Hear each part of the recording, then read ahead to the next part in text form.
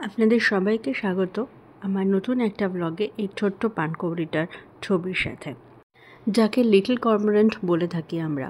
আপনারা যদি আমার আগের ভিডিওগুলো না দেখে থাকেন সেই জন্য বলে দিই, এই ছবিগুলো পেয়েছিলাম আমরা যখন বোট সাফারি করছিলাম কাবেরী নদীতে।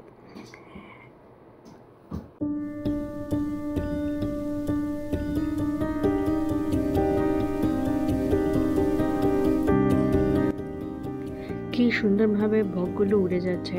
এরপর দেখতে পেলাম এই পার্পল হিরনটা এবং আরও কিছু পানকৌড়ি। পার্পল হিরন, যাকে আমরা বাংলাতে বেগুনি বক বলে থাকি। এরা মেনলি মাছ, ছোট ছোট পোকামাকড় এবং বিভিন্ন রকম সাপ ধরে খেয়ে থাকে। এরাও কিন্তু আস্তে আস্তে এন্ডেঞ্জার্ড হয়ে পড়ছে। আমাদের দেশে আগে অনেক দেখা যেত, কিন্তু বর্তমানে এরা সংখ্যায় অনেক কমে গেছে।